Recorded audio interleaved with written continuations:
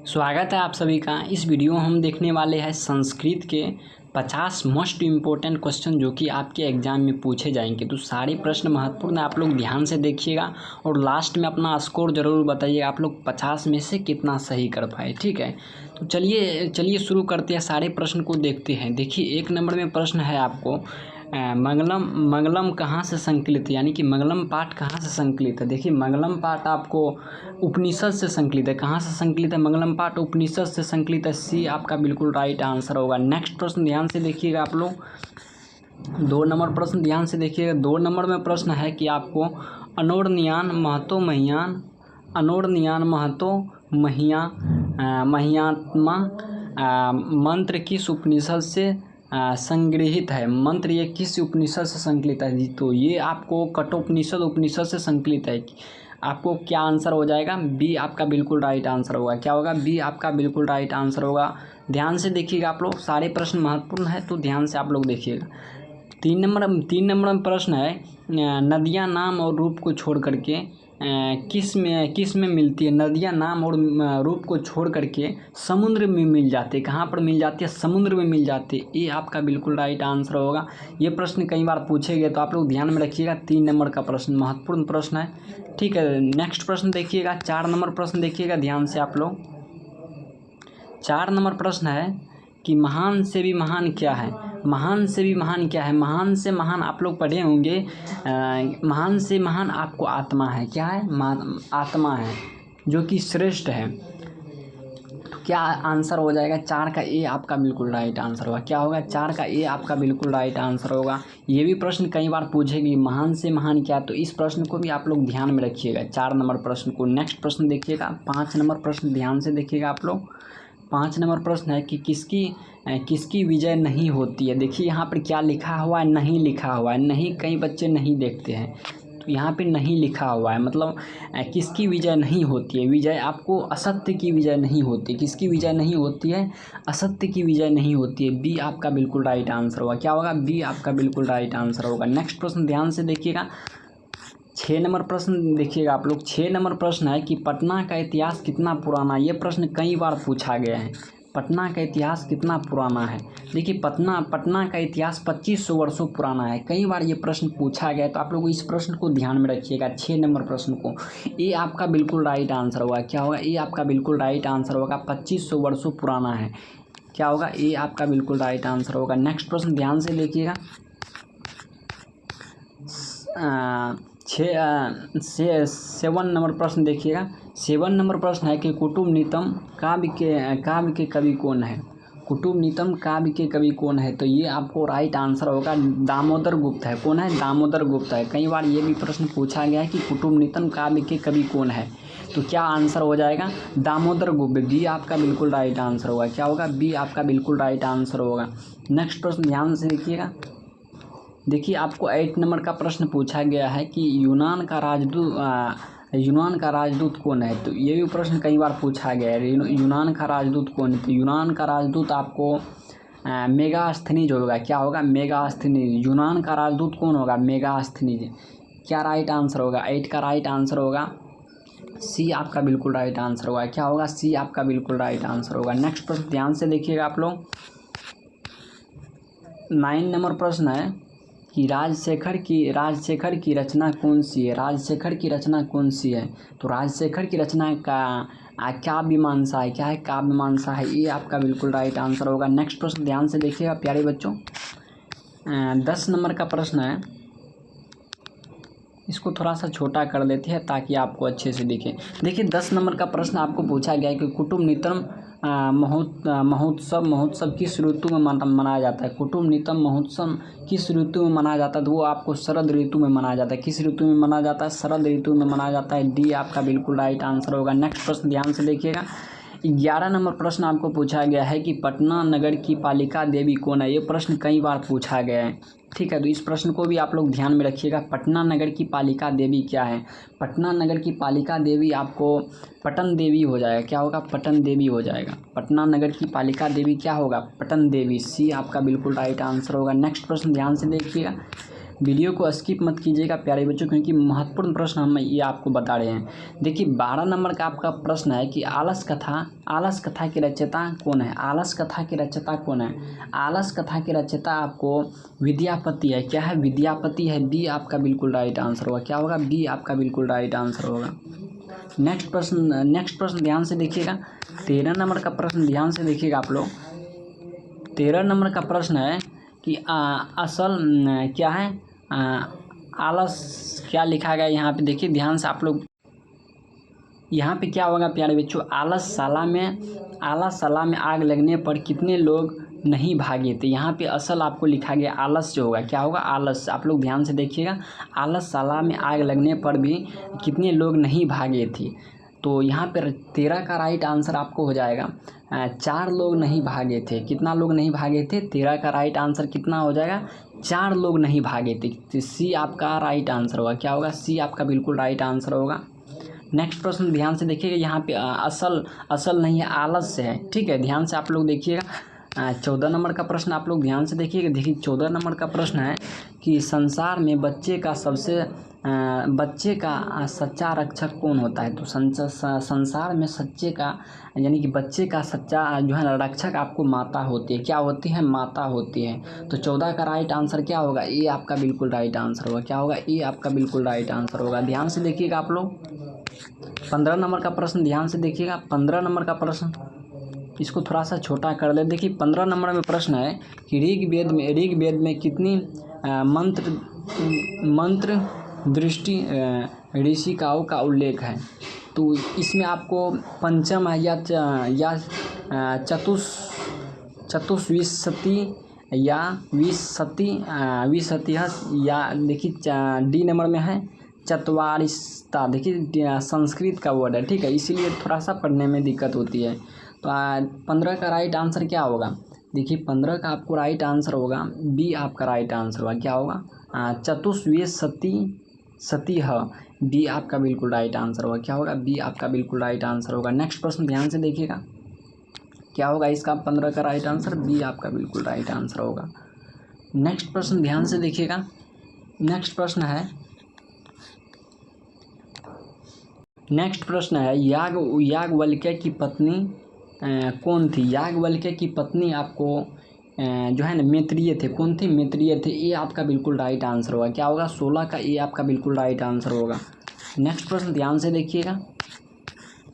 17 number का प्रश्न आपको पूछा गया है कि महाभारत में किस लेखिका का उल्लेख मिलता है? महाभारत में किस लेखिका का उल्लेख मिलता है? इसमें आपको सुलभ की लेखिका का उल्लेख मिलता है। सी आपका बिल्कुल राइट आंसर होगा। क्या होगा? सी आपका बिल्कुल राइट आंसर होगा। नेक्स्ट प्रश्न ध्यान से देखिएगा। 18 नंबर का प्रश्न आपको पूछा गया है। 18 नंबर का प्रश्न आपको पूछा गया है कि वर्तमान काल की संस्कृत लेखिका कौन है? वर्तमान काल की संस्कृत लेखिका आपको हो जाएगा मिथिलेश कुमारी मिश्र। ठीक है, सी आपका बिल्कुल राइट आंसर हो। क्या होगा? सी आपका बिल्कुल राइट आंसर होगा। नेक्स्ट प्रश्न ध्यान से देखिएगा आप लोग। 19 नंबर का प्रश्न आपको पूछा गया है। 19 नंबर में आपको प्रश्न पूछा गया है कि भारत महिमा पाठ का द्वितीय श्लोक क्या है? भारत महिमा पाठ की द्वितीय श्लोक क्या है? तो भारत महिमा पाठ के द्वितीय श्लोक आपको किस पुराण से संकलित है वो आपको पूछा गया। तो क्या इसका राइट आंसर होगा? भगवत पुराण से संकलित है। कहाँ से पुराण से?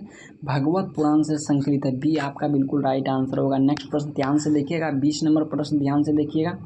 देखिए 20 नंबर का प्रश्न आपको पूछा गया है कि जन्म पूर्व संस्कार कितने हैं? जन्म से पूर्व कितने संस्कार होती है? वो आपको यानी कि 3 संस्कार होते हैं। ठीक है, कितने संस्कार होते हैं? 3 मतलब 3 संस्कार होते हैं। डी आपका बिल्कुल राइट आंसर होगा। ठीक है, नेक्स्ट प्रश्न ध्यान से देखिएगा। आप लोग। नेक्स्ट प्रश्न है आपको 21 नंबर प्रश्न है। 21 नंबर का प्रश्न है। 21 नंबर का प्रश्न आपको पूछा गया है कि सप्तमी क्रिया किस संस्कार में संपन्न की जाती है? ठीक है, क्या लिखा गया? सप्तपदी। ठीक है, सप्तपदी क्रिया किस संस्कार में संपन्न की जाती है? तो 21 का राइट आंसर होगा आपको विवाह संस्कार में की जाती है। ठीक है, किस संस्कार में? विवाह संस्कार में। आपका सी आपका बिल्कुल राइट आंसर होगा। क्या होगा? सी आपका बिल्कुल राइट आंसर होगा। नेक्स्ट प्रश्न देखिएगा। नेक्स्ट प्रश्न है आपको 22 नंबर प्रश्न है। कितना नंबर प्रश्न है? 22 नंबर प्रश्न। देखिए 22 नंबर का आपको प्रश्न पूछा गया कि विदुर नीति किस ग्रंथ का अंश विशेष है? विदुर नीति किस ग्रंथ का अंश विशेष है? तो ये आपको हो जाएगा महाभारत ग्रंथ के विशेष अंश है। बी आपका बिल्कुल राइट आंसर होगा। क्या होगा? बी आपका बिल्कुल राइट आंसर होगा। नेक्स्ट प्रश्न ध्यान से देखिएगा। 23 नंबर का प्रश्न आप लोग ध्यान से देखिएगा। धर्म की रक्षा किससे होती है? कई बार ये प्रश्न पूछा गया है, धर्म की रक्षा किससे होती है? ठीक है, तो इस प्रश्न को आप लोग ध्यान में रखिएगा। 23 नंबर का राइट आंसर होगा सत्य से होती है। धर्म की रक्षा किससे होती है? सत्य से होती है। ये आपका बिल्कुल राइट आंसर होगा। सत्य की हमेशा विजय होती है। किसकी विजय होती है? सत्य की। आपको पूछा जाएगा किसकी विजय नहीं होती है? असत्य की विजय नहीं होती है। नेक्स्ट प्रश्न ध्यान से देखिएगा। नेक्स्ट प्रश्न है आपको 24 नंबर प्रश्न। कितना नंबर है? 24 नंबर प्रश्न आपको पूछा गया कि मंदाकिनी वर्णम पाठ रामायण के किस कांड से संग्रहित है? यानी किस कांड से लिया गया है? रामायण के किस कांड से लिया गया है? ठीक है, तो 24 का आपको राइट आंसर हो जाएगा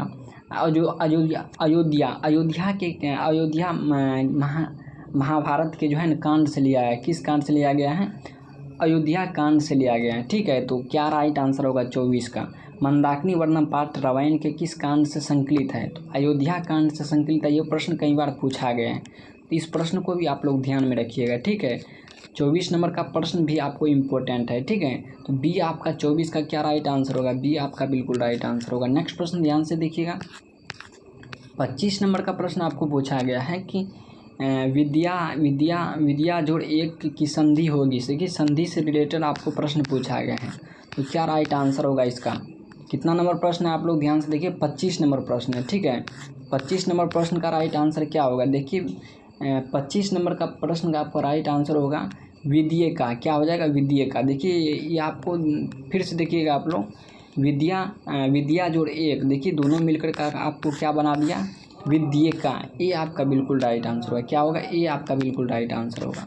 नेक्स्ट प्रश्न ध्यान से देखिएगा आप लोग। नेक्स्ट प्रश्न आपको 26 नंबर प्रश्न है। 26 नंबर आपको प्रश्न पूछा गया है कि नरकस्येदम संधि का संधि विच्छेद क्या होगा? तो 26 का आपका राइट आंसर होगा नरकस्येदम का संधि विच्छेद आपको हो जाएगा नरकस्य जोड़ ईदम। ठीक है, बी आपका बिल्कुल राइट आंसर। देखिए संस्कृत का वर्ड है, थोड़ा सा आपको पढ़ने में तो थोड़ा सा दिक्कत आएंगे। ठीक है, क्या हो जाएगा? बी आपका बिल्कुल राइट आंसर होगा। नेक्स्ट प्रश्न ध्यान से देखिएगा। 27 नंबर प्रश्न आप लोग ध्यान से देखिए। 27 नंबर का प्रश्न है कि निर्यतो भवतो में कौन सी संधि है? तो 27 का राइट आंसर हो जाएगा व्यंजन संधि है। इसमें कौन सा संधि है? व्यंजन संधि है। बी आपका बिल्कुल राइट आंसर होगा। नेक्स्ट प्रश्न ध्यान से देखिएगा। 28 नंबर प्रश्न को आप लोग ध्यान से देखिएगा। देखिए 28 नंबर का प्रश्न आपको पूछा गया है। 28 नंबर का प्रश्न पूछा गया है कि संकल्प क्या है? संकल्पच्चा। ठीक है, संकल्पच्चा शब्द में किन किन वर्णों का संधि हुई है? तो ये आपको 28 का राइट आंसर होगा। इसमें तत्व जोड़ चौ संधि का वर्णों का संधि हुई है। ठीक है, तो डी आपका इसमें से राइट आंसर होगा कि इसमें 28 का क्या आंसर होगा?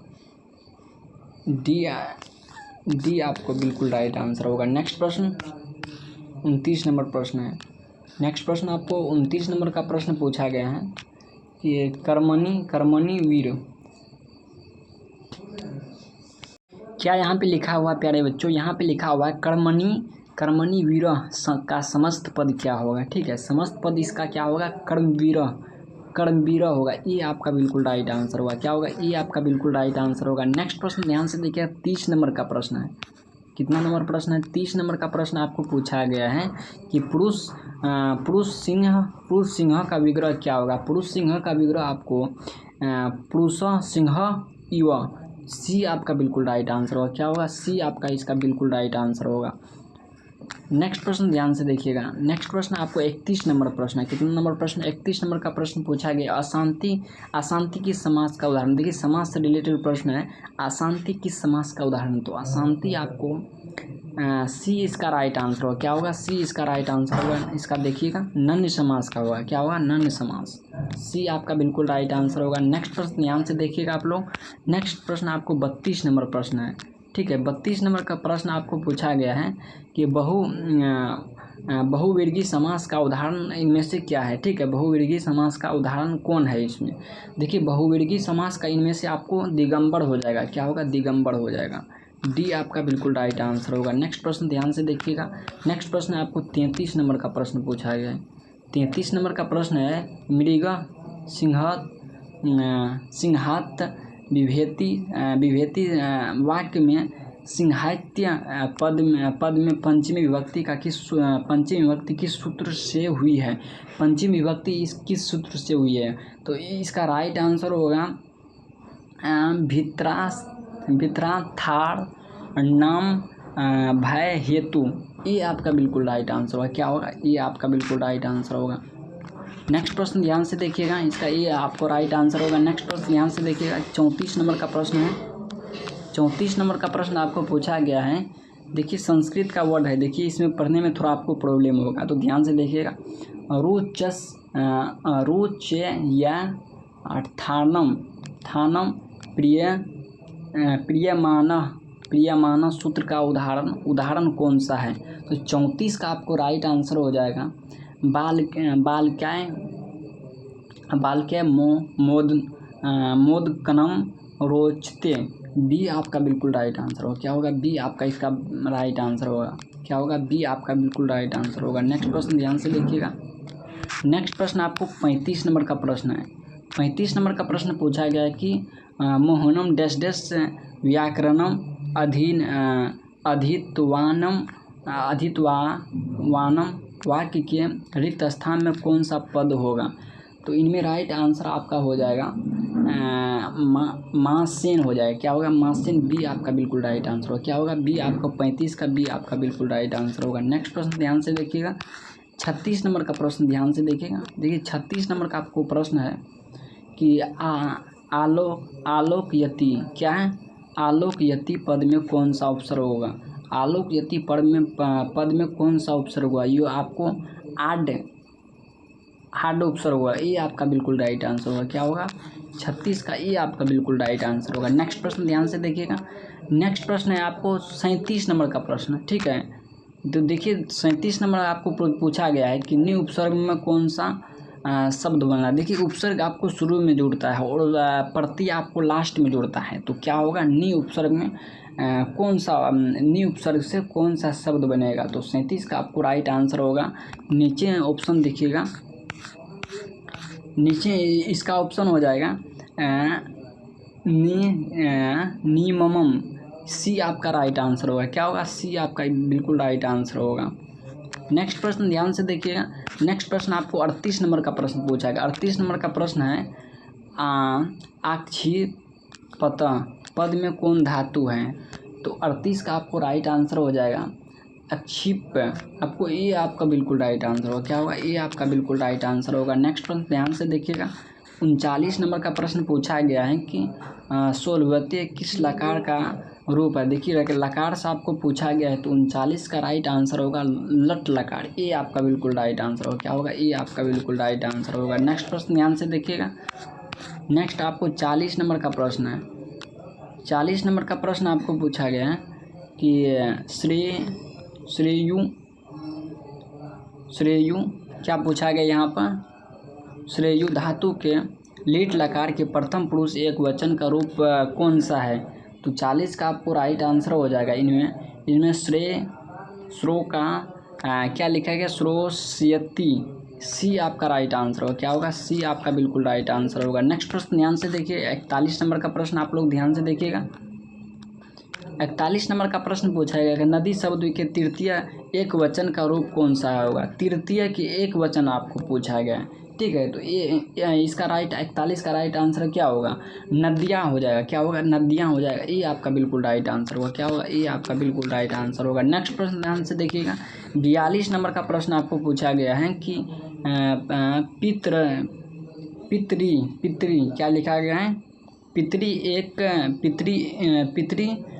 किस विभक्ति का रूप है? पितरी किस विभक्ति का रूप है? तो वो आपको राइट आंसर होगा सप्तमी विभक्ति का रूप है। कि किसका? सप्तमी विभक्ति का रूप है। डी आपका बिल्कुल राइट आंसर होगा।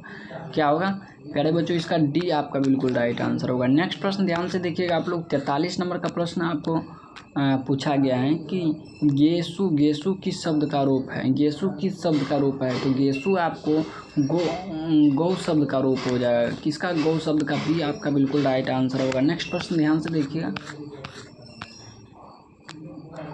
नेक्स्ट प्रश्न प्यारे बच्चों आपको पूछा गया है। नेक्स्ट प्रश्न है सुंदरम, क्या लिखा गया है? सुंदरम तमम में कौन सी तदीर प्रत्यय है? इसमें आपको प्रत्यय पूछा गया है। तो इसमें आपको 44 का प्रत्यय इसमें आपको क्या हो जाएगा? देखिए प्रत्यय इसमें आपको तम्प बी आपका बिल्कुल राइट आंसर होगा। क्या होगा? बी आपका बिल्कुल राइट आंसर होगा। नेक्स्ट प्रश्न ध्यान से देखिएगा। नेक्स्ट प्रश्न आपको पूछा गया है। नेक्स्ट प्रश्न आपको पूछा गया, ध्यान से देखिएगा आप लोग। नेक्स्ट प्रश्न प्यारे बच्चों आपको पूछा गया 45 नंबर प्रश्न। 45 नंबर का प्रश्न है कि मनुष्य जोड़ त्व में कौन सा शब्द बनेगा? दोनों मिलकर के कौन सा शब्द बनेगा? ये दोनों मिलकर के आपको मनुष्यत्वम बी आपका इसमें बिल्कुल राइट आंसर होगा। क्या होगा? बी आपका इसमें बिल्कुल राइट आंसर होगा। नेक्स्ट प्रश्न ध्यान से देखिएगा। 46 नंबर का प्रश्न देखिएगा। 46 नंबर में है प्रच्योच, क्या लिखा गया? परछछ जोड़ कतवा में कौन सा शब्द बनेगा? तो ये दोनों मिलकर के आपको एक शब्द बना देता है, जो आपको इनमें से राइट आंसर क्या होगा? आप लोग 46 का आप लोग राइट आंसर बताइएगा, ठीक है। 46 का राइट आंसर क्या होगा? 46 का आपको राइट आंसर हो जाएगा ए आपको पृष्ठत्वा, ये आपका बिल्कुल राइट आंसर होगा। क्या होगा? ये आपका बिल्कुल राइट आंसर होगा। नेक्स्ट प्रश्न ध्यान से देखिएगा। नेक्स्ट प्रश्न है आपको प्रत्यय से पूछा गया है पठंतम में कौन सी प्रत्यय है? तो पठंतम में आपको प्रत्यय हो जाएगा ल्यूट प्रत्यय हो जाएगा। क्या होगा? ल्यूट प्रत्यय। सी आपका बिल्कुल राइट आंसर होगा। क्या होगा? सी इसमें बिल्कुल राइट आंसर होगा 47 का। नेक्स्ट प्रश्न ध्यान से देखिएगा। नेक्स्ट प्रश्न है आपको 48 नंबर का प्रश्न है किशोरी में कौन सी स्त्री प्रत्यय है? किशोरी में कौन सी स्त्री प्रत्यय है? तो किशोरी में आपको स्त्री प्रत्यय आपको डी प्रत्यय हो जाएगा। क्या होगा? डी प्रत्यय। बी आपका बिल्कुल राइट आंसर होगा। नेक्स्ट प्रश्न ध्यान से देखिएगा। नेक्स्ट प्रश्न है आपको 49 नंबर प्रश्न, ठीक है। 49 नंबर प्रश्न है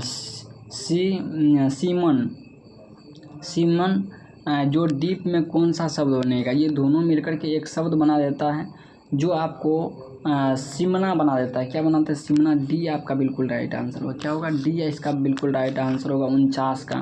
नेक्स्ट प्रश्न ध्यान से देखिएगा। नेक्स्ट आपको 50 लास्ट प्रश्न है, ठीक है। तो 50 नंबर का आपको प्रश्न पूछा गया है निर्धारणम। क्या पूछा गया? निर्धारण में कौन सी विभक्ति होती है? तो निर्धारण में कौन सी विभक्ति होती है? देखिए निर्धारण में आपको षष्ठी और सप्तमी दोनों विभक्ति होती है, ठीक है। षष्ठी और सप्तमी दोनों विभक्ति होती है। तो डी आपका बिल्कुल राइट आंसर होगा। तो ये रहा प्यारे बच्चों आपको मोस्ट इम्पोर्टेंट प्रश्न संस्कृत के, तो जो कि आपके एग्जाम में पूछे जाएंगे। तो आप लोग इसको अच्छे तरीके से देखे होंगे।